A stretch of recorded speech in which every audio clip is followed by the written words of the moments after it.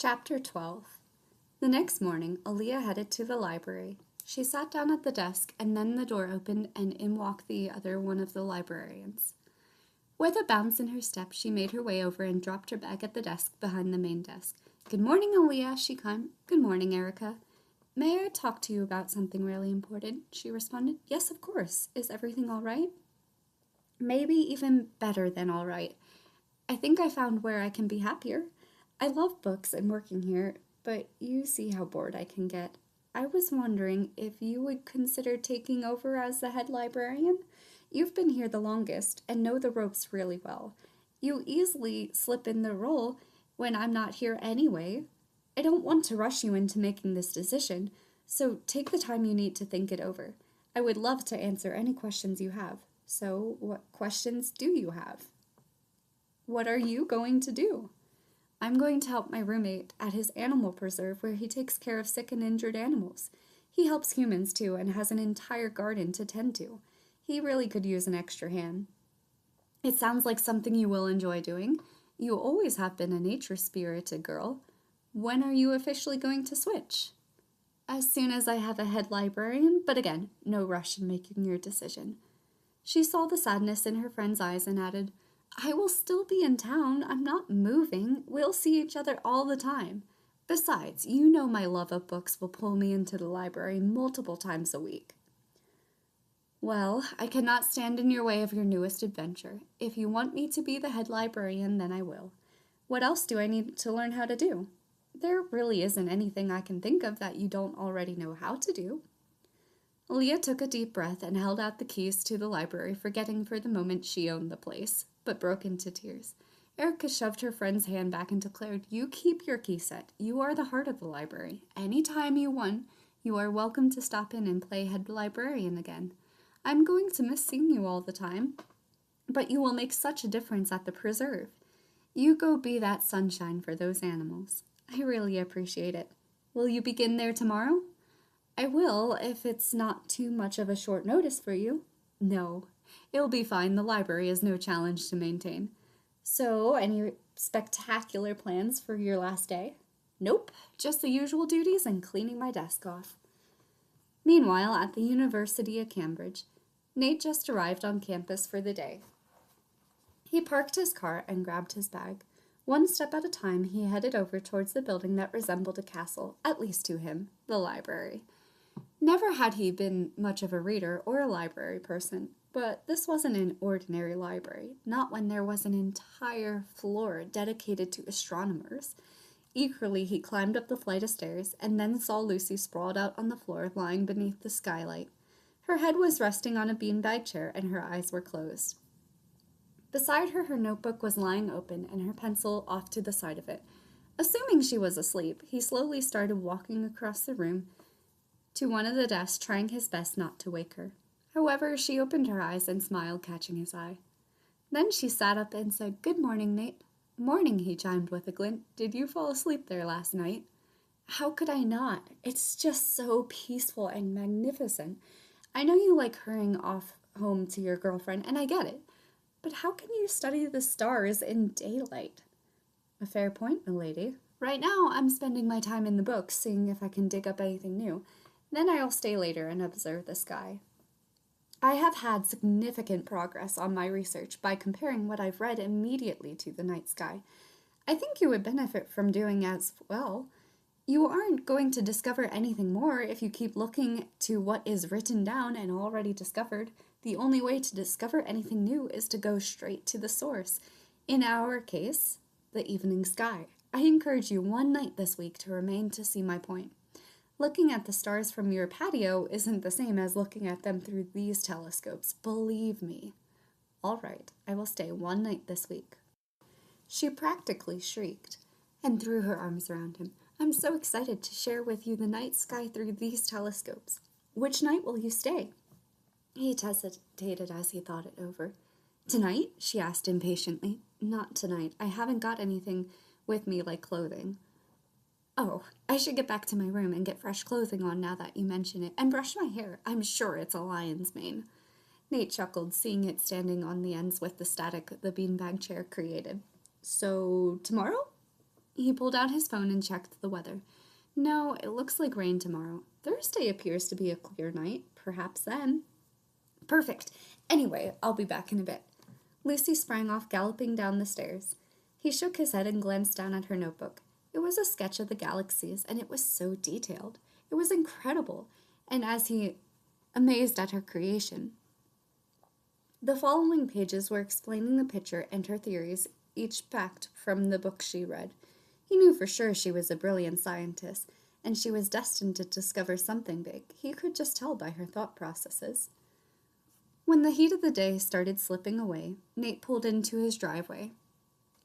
He entered and flashed a smile when he met his girlfriend's eyes, but it only lasted a second. How is your studying coming? Aalliyah inquired. Okay, I haven't made any breakthroughs, though. I am just kind of stuck. Lucy thinks it would be a good benefit if I stayed late one night to actually look up at the sky and see the stars from the library's telescopes. Well, of course, you should be doing so. Their telescope surely can show you so much more than your little one can. I was thinking about staying in my room the university has provided because it'd be late to drive back. I checked the weather and Thursday into Friday would work well. That's fine. You're going to find something so interesting. I'm sure of it. She kissed his cheek and held him. He stared out into the distance, though. Gently he pushed her arms off of him and made his way onto the balcony. Aalliyah followed him and heard his breathing had become heavy. Oh, Feather, he cried. What is it? The stars moved. Okay, what does that mean? He faced her and he appeared as if he had seen a ghost. It means what it's telling me has changed. Well, what does it mean now? I'm not ready to discuss that. I need to do more research, and I think I found my focus for my energy while at Cambridge. The following morning, Nate's alarm sounded, and he hurried to shut it off. He rolled over and smiled, seeing Aalliyah sleeping so peacefully. Carefully, he climbed out of the bed, trying not to wake her up, but she felt the change in the mattress and groaned softly. Her eyes flickered open, and she glanced at the clock. You're up early, she mumbled. Yes, I need to get to Cambridge as soon as possible to begin my research. I'm sorry I woke you up. It's okay. He went over to her side of the bed and leaned down, kissing her gently. I'll see you later. Before another word could be spoken, he scurried off. Fortunately, it was Wednesday, and the traffic was light on the hour drive to Cambridge. As soon as he arrived, he rushed off to the library. He opened his notebook and set it on the desk. He walked over to the shelves of books relevant to his research, scattered them about on the desk. Soon he was in a sea of books, all open to maps of the stars. Still, it wasn't enough, so he went downstairs to the first floor. He asked at the main desk if it was in the archives there were ancient maps of the stars. The librarian set off and brought one out for him. He took it upstairs and unrolled it. Over and over he searched the various charts and became totally focused on his work. You're here early, observed Lucy, entering with a cup of coffee. She set it on another desk and strolled over to Nate. Peering over his shoulder, she studied what he had before him. What are you working on? I noticed something in the sky last night. I'm trying to study the pattern that the stars move and see if there is a logical explanation, because if not, then it means that at least one of the legends of the stars is false. If that is the case, then I have been wasting years for nothing. Wait! You sketched the sky from the skylight. May I see your drawing? Sure, and if it helps, I have it sketched once a week since we came here, and I did so back in Germany, too. Lucy pulled her sketchbook out and passed it to Nate. He opened it to the last page she drew and marveled at the accuracy she drew it to. He pointed to 2 stars and measured the width of how far apart they were. It was 1 index finger apart. He flipped the pages back to the previous week and saw the 2 stars had been closer together, and the same thing the week before that. He also noticed another star was coming closer to the first star he had pointed to. The very first day Lucy had been there, she had drawn a shooting star, which landed near the first star. He went back 1 more page to the week before coming to Cambridge. The original 2 were perfectly in line. Page after page he flipped back, and the 2 stars never moved.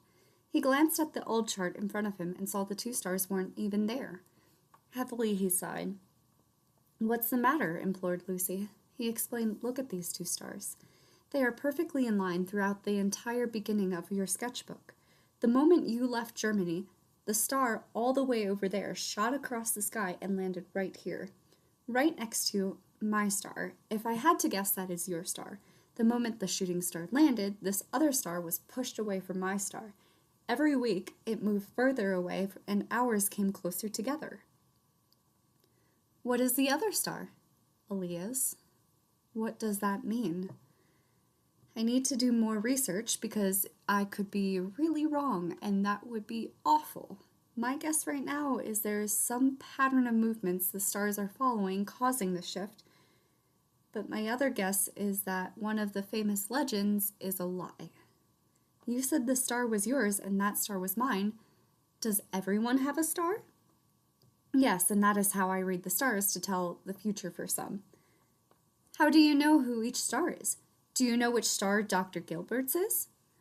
No, I would need to know the person well and study the patterns of the stars.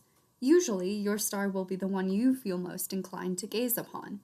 If I don't know someone, I can still make guesses about their life to an extent. For example, see these 3 stars? He tapped on the notebook 2 larger stars and a small one just below them. Lucy nodded. That is a married couple with a young child, likely under 10. And this group here? He indicated a group of 4. The larger of the 2 had more space between them than the last 3. It is a divorced family that has 2 children around the same age with only a year or 2 difference. Can you see a child before they are born in the stars? Yes, but you cannot tell by your sketches. When I stay tomorrow night, I will find one and point it out to you. Basically, the mother star will glitter, not just twinkle. Once you see what I mean, it's easy to spot the difference. It will be like that before the mother even knows. That is so interesting. It sure is. Well, I'm going to get started on my research for the day, and I will let you get back to yours. You are welcome to continue using my notebook. I should be good. I saw the pattern in it. Thank you, though. Nate went back and forth between the books and the charts laid out in front of him. It was frustrating him that he couldn't find any pattern, and the only explanation was that the stars truly did represent him, Aalliyah, and Lucy. After hours of agonizing over it, he hurried to go home. He sat silent at dinner and ate quickly. Aalliyah placed her hand on top of his, but he swiftly yanked his away. She could tell something was bothering him, but she knew he would only talk about it if he felt like it. As soon as twilight hit, he went out onto the patio and sat with his legs on the chair and his chin on his knee. Aalliyah joined him and stood behind his chair. He was gazing forlornly at the stars. She leaned over and kissed his upper arm. She gave it a second and smooched his neck and then his shoulder.